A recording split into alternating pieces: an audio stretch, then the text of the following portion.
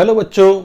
तो सर्कल में हमने वेरियस काइंड ऑफ इक्वेशन देखने के बाद अब हम सर्कल की पैरामेट्रिक इक्वेशन को डिस्कस करते हैं कि भाई सर्कल की पैरामेट्रिक इक्वेशन क्या होती है। इस सर्कल के केस में पैरामेट्रिक इक्वेशन इतनी यूज़फुल नहीं है जितनी बाकी अगर कर्व लाइक स्ट्रेट लाइन में भी काफ़ी यूज़फुल है और अपना पैराबोला एलिप्स हाइपरबोला तो वहाँ तो बहुत ज़्यादा यूज़फुल है ही है, लेकिन सर्कल के केस में मैं इसे बहुत ज़्यादा यूज़फुल नहीं मानता हूँ, लेकिन फिर भी पता तो होनी चाहिए। जैसे सपोज करिए हमारे पास एक ये सर्कल है कि भाई this one is one circle, ये हमारे पास एक सर्कल है, इस सर्कल का ये हमारे पास सेंटर है x नोट y नोट, ठीक, और ये सर्कल की हमारे पास रेडियस है r। तो what should be the parametric equation and what is the parameter. अब देखो यहाँ पे जैसे ये सर्कल है, ये मान लो एंगल है अपने पास थीटा, तो यहाँ पे जो पैरामीटर है, पैरामीटर इज थीटा। यहाँ पे जो पैरामीटर है वो पैरामीटर क्या है, थीटा, कि थीटा इज पैरामीटर, कि थीटा ही हमारे पास इस सर्कल का पैरामीटर है। अब थीटा ही पैरामीटर है, देखो ये r है, ये थीटा है, तो ये डिस्टेंस होगी r कोस थीटा और ये डिस्टेंस होगी r साइन थीटा। तो अगर ये पॉइंट x, y माना जाए, ये डिस्टेंस है r कोस थीटा, ये डिस्टेंस है r साइन थीटा, तो हम यहाँ पे बोल सकते हैं कि x किसके बराबर होगा, x nought plus r cos theta के बराबर होगा, और y किसके बराबर होगा, y nought plus r sine theta के बराबर होगा। तो x is equal to x nought plus r cos theta and y is equal to y nought plus r sine theta, ये हमारे पास सर्कल की पैरामेट्रिक इक्वेशन होती है।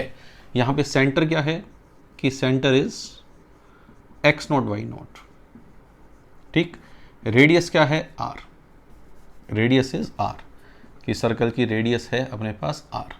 थीटा को गायब करके हम सर्कल की इक्वेशन ऑब्टेन कर सकते हैं, जैसे x माइनस एक्स नोट बराबर r कोस थीटा है, ठीक, y माइनस वाई नोट बराबर r साइन थीटा है। तो दोनों को स्क्वायर करके ऐड कर दो, तो यहाँ पे तो आएगा x माइनस एक्स नोट का whole square plus y minus y nought का होल स्क्वायर, और यहाँ पे राइट हैंड साइड में क्या आएगा, r square cos square theta plus r square sine square theta, तो ये बच जाएगा अपने पास आर स्क्वायर। ये सर्कल की इक्वेशन आ गई, ठीक। अब ये जो पैरामीटर है, ये पैरामीटर जैसे थीटा की अलग अलग वैल्यू के लिए जीरो के लिए पॉइंट आएगा, पाई बाई 2 के लिए आ जाएगा, पाई के लिए आ जाएगा, तो थीटा की अलग अलग वैल्यू के लिए सर्कल के ऊपर अलग अलग पॉइंट हमारे पास आते जाएंगे। थीटा कहाँ से कहाँ तक ले सकते हैं, थीटा माइनस पाई से प्लस पाई तक हम ले सकते हैं, पूरा सर्कल रिवॉल्व हो जाएगा माइनस पाई से प्लस पाई।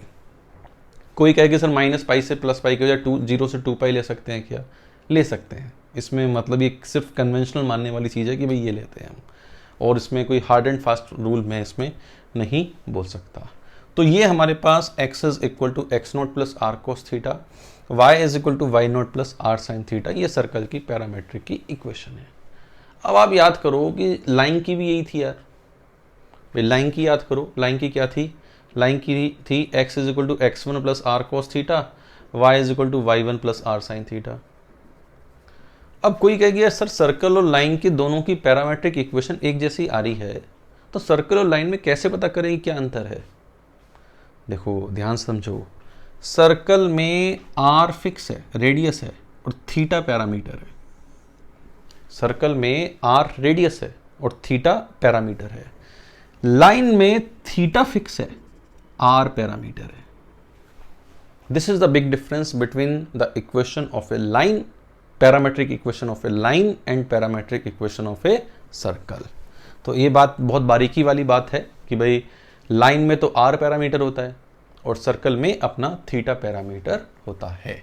अब जैसे इसमें क्वेश्चंस किस तरह के हो सकते हैं कि भाई एक तो हो गया सिंपल पैरामेट्रिक इक्वेशन लिखो, भाई जैसे हमारे पास मान लीजिए एक सर्कल दे रखा है x square plus y square plus 2x plus 6y minus 6 is या minus 6y minus 6 is equal to 0। What should be the parametric equation of this circle. तो parametric equation of this circle, centre है -1,3, ठीक। इसकी radius निकालनी, radius आ जाएगी 4। तो parametric equation x is equal to -1 + 4 cos theta, ठीक, और y coordinate क्या होगा 3 + 4 sin theta. That is the parametric equation. ये सर्कल की हमारे पास क्या है, पैरामेट्रिक इक्वेशन है, ठीक। एक जैसे एक क्वेश्चन और इस पे बना सकते हैं, क्या बना सकते हैं, जैसे क्या है कि a cos theta 1 sin theta 1, b cos theta 2 sin theta 2 and c cos theta 3 sin theta 3 are vertices of a triangle. Find its orthocenter. A, B, C are vertices of a triangle. These are vertices of a triangle. Find its orthocenter. Find its orthocenter कि भाई इसका ऑर्थोसेंटर क्या होगा। अब देखो ऑर्थोसेंटर एक तो होता है point of intersection of altitude, लेकिन वो काम यहां करना बेकार है। अब देखो यहां पे देखो पॉइंट देखो A B C, cos theta 1 cos theta 2 sin cos theta 2 cos theta sin theta 2 cos theta 3 sin theta 3, 3 point दे रखे हैं। ये तीनों पॉइंट कहां पर हैं, एक सर्कल पे हैं। उस सर्कल का सेंटर क्या है, उस सर्कल का सेंटर है 0,0। तो इस ट्रायंगल ABC का सर्कम सर्कल क्या हो गया, सर्कम सेंटर हो गया 0,0। तो सर्कम सेंटर पता है कि सर्कम सेंटर इज 0,0। ये सर्कम सेंटर, ये क्या पता है, सर्कम सेंटर पता है। ऑर्थो सेंटर निकालना है, सेंट्रोइड निकाल सकते हैं। सेंट्रोइड कैसे निकाल सकते हैं, इनका summation of cos theta i upon 3 और summation of sin theta i upon 3, ये सेंट्रोइड हो गया, ठीक बात। अरे हाँ है ना, कि summation of cos theta i मतलब cos theta 1 + cos theta 2 + cos theta 3 upon 3 sin theta 1 + sin theta 2 + sin theta 3 upon 3। अब यहाँ पे ऑर्थो सेंटर निकालना है A, B। तो centroid circum centre, ortho centre और सर्कम सेंटर को 2:1 के रेशो में डिवाइड करता है, ये प्रॉपर्टी है। तो बस निकाल लेंगे इसे, 2 time this 0 + 1 time A upon 3 बराबर sigma of cos theta i upon 3, 3 cancel. तो ऑर्थो सेंटर क्या आ गया, cos theta 1 + cos theta 2 + cos theta 3। इसी तरह y कोऑर्डिनेट आ जाएगा sin theta 1 + sin theta 2 + sin theta 3, ये हमारे पास y कोऑर्डिनेट आ जाएगा। तो ये हमारे पास पैरामेट्रिक का यूज़ है। तो पैरामेट्रिक का बहुत ज़्यादा एप्लीकेशन तो इसमें नहीं है, ये छोटे मोटे एप्लीकेशन ही हमारे पास यहाँ पर हैं। अब इसके बाद बात हम करते हैं बच्चों पोजीशन ऑफ पॉइंट। हेडिंग लिखिए,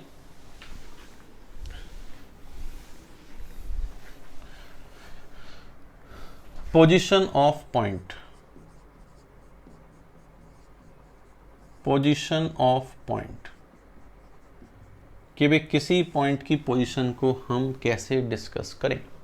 how can we discuss the position of a point, कि भाई किसी भी पॉइंट की पोजीशन को आखिर कैसे डिस्कस कर सकते हैं। जैसे सपोज करो यार ये हमारे पास एक सर्कल है, ठीक है, this one is a circle, ये सर्कल है। अब इस सर्कल में ये सर्कल का सेंटर है x0 y0, ठीक है। अब यहाँ जो पॉइंट होंगे वो सर्कल के अंदर होंगे, x0 y0 नहीं लेते, -g - f लेंगे, स्टैंडर्ड वाला है ना। ये सर्कल का सेंटर है, ठीक। यहाँ जो पॉइंट होंगे भी क्लोज फिगर है, ये अनसाइड है, बाकी आउटसाइड है बाकी दुनिया, और ये ऑन है, ऑन सर्कल। तो किसी पॉइंट P की अगर हमें सर्कल के सेंटर के रेस्पेक्ट में पोजीशन देखनी है तो कैसे देखें, बताओ, सोचो, दिमाग लगाओ, थोड़ा बुद्धि का प्रयोग करो कि कैसे देखें। कि भाई किसी पॉइंट P की हमें सर्कल के रेस्पेक्ट में पोजीशन देखनी है कि भैया वो सर्कल के अंदर है या सर्कल के बाहर है या सर्कल के ऊपर है। अब सर्कल के अंदर है या सर्कल के बाहर है या सर्कल के ऊपर है, इसको देखने के लिए ये CP डिस्टेंस को सर्कल की रेडियस r से कंपेयर कर लें। भाई CP डिस्टेंस को सर्कल की रेडियस r से कंपेयर कर लिया जाए। अगर CP डिस्टेंस को सर्कल की रेडियस r से कंपेयर कर लिया तो कार्यक्रम बन जाएगा। बन जाएगा नहीं बन जाएगा, हाँ या ना?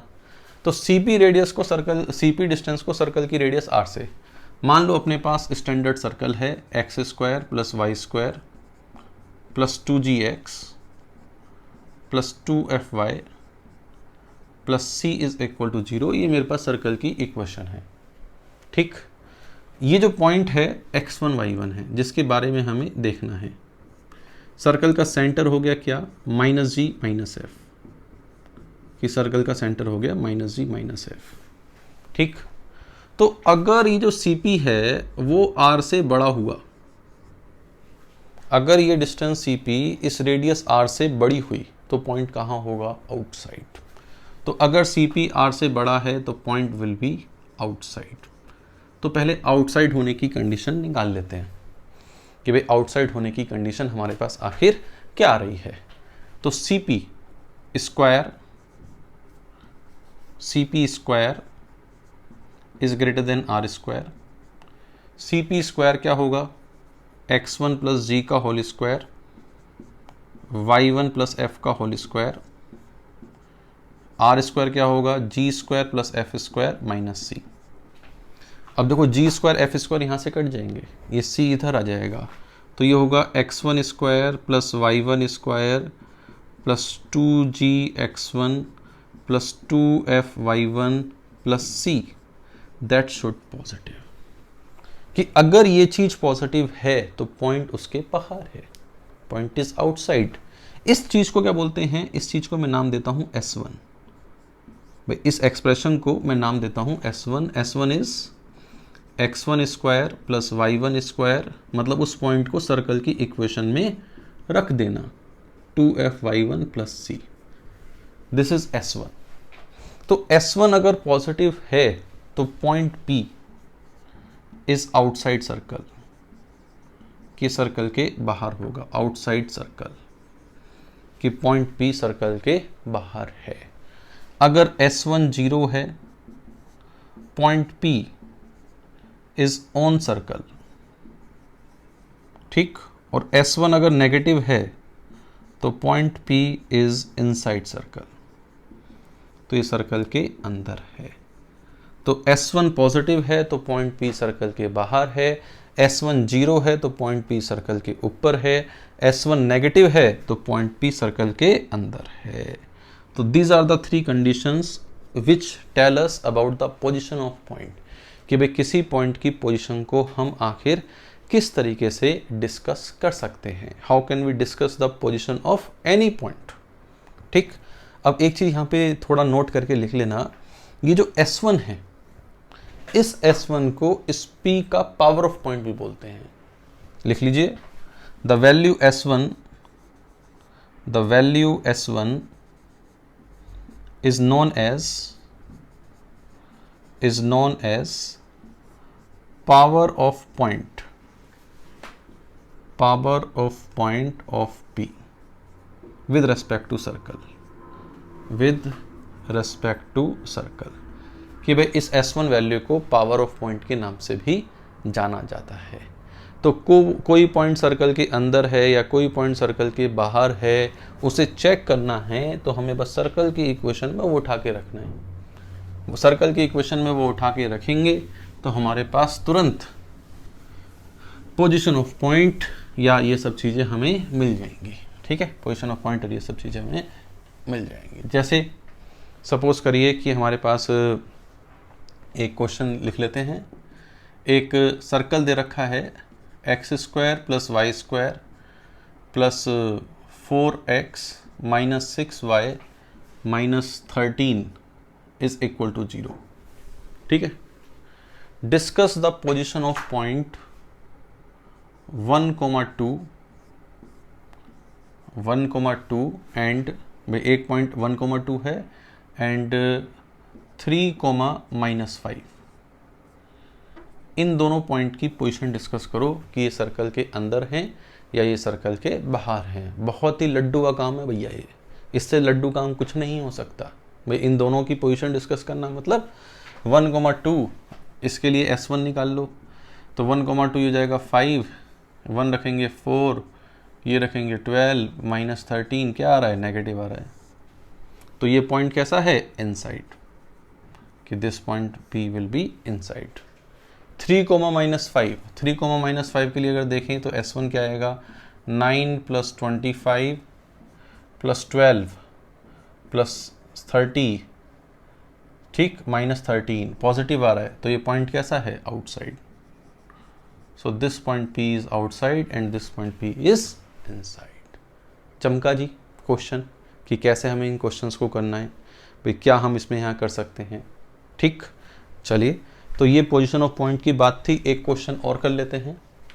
ऐसे सबसे आसान चीज़ें आ रही है पोजीशन ऑफ पॉइंट में, मतलब इसमें कुछ ऐसा है नहीं कि ज़्यादा कुछ बताया जाए, ये सबसे आसान चीज़ है। फिर भी हम इसमें कुछ ना कुछ तो ढूंढ ही लेंगे अच्छे क्वेश्चन वाली चीज़। जैसे find for what value of A, for what value of A the point P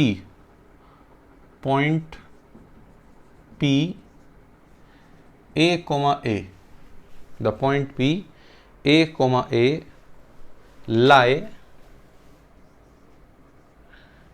lie inside the smaller region, lie inside the smaller region made by circle दे रखा है x² + y² is equal to 8 and x² + y² is equal to 8 and line दे रखी है x + y is equal to 2, made by the smaller region made by the circle and the line। भाई ये circle और ये line जिस reason को made करते हैं उसका जो स्मॉलर रीजन है वहाँ वाला बात बताना है हमें। अब जैसे यार स्मॉलर रीजन देखते हैं कि स्मॉलर रीजन क्या है, A, A। अब देखो ये सर्कल दे रखा है x² + y² is equal to 8, ये सर्कल दे रखा है। इस सर्कल की रेडियस है √2। इस सर्कल की रेडियस कितनी है, 2√2, ये इसकी रेडियस है। ठीक है, x + y is equal to 2, x + y is equal to ये लाइन है। स्मॉलर रीजन सर्कल और लाइन का जो रीजन है वो दो हैं। एक रीजन तो ये है inside the smaller region made by the line and the circle, ठीक है, एक रीजन तो ये है, एक रीजन ये है। अब हमें एक ही वैल्यू बतानी है कि ये पॉइंट स्मॉलर रीजन इस रीजन में आए। तो पहली बात ये सर्कल के अंदर होना चाहिए, पहली बात ये सर्कल के अंदर होना चाहिए। तो S1 शुड लेस देन 0, तो A² + A² -8 should less than 0, तो 2A², A² -4 should less than 0। तो यहाँ से हमारे पास क्या आ गया, A -2 से +2 आ गया। यहाँ तक क्लियर है, ठीक।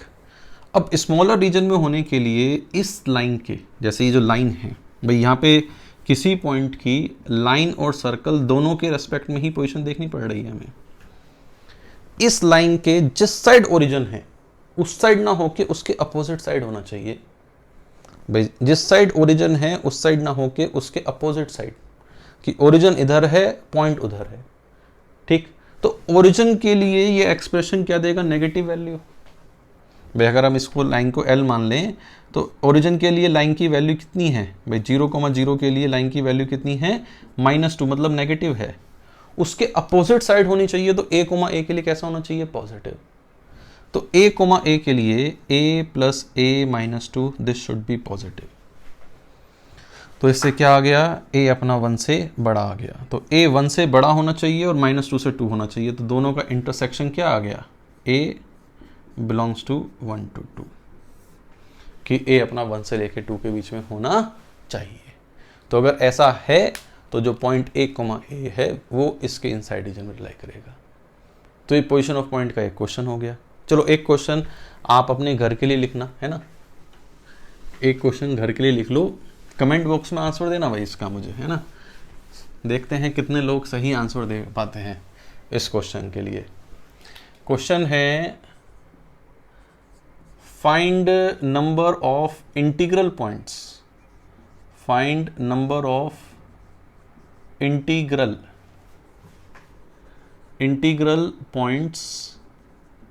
इंटीग्रल पॉइंट्स का मतलब abscissa and ordinate both are integers, abscissa and ordinate both are integers. भाई जैसे इंटीग्रल पॉइंट x, y है तो x, y दोनों ही अपने पास इंटीजर्स हैं।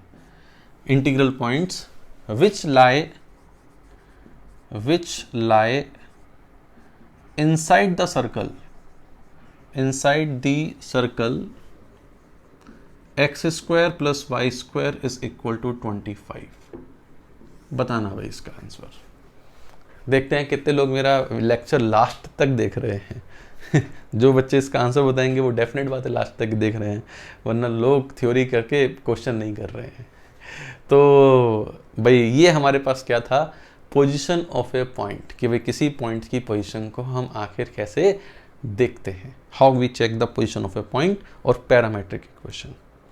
तो भाई ये यहाँ तक हमारी बातें हो गई हैं, लगभग सर्कल की काफ़ी सारी बेसिक बातें बता चुका हूँ। अगले लेक्चर में डिस्कस करूँगा position of line which will be very important.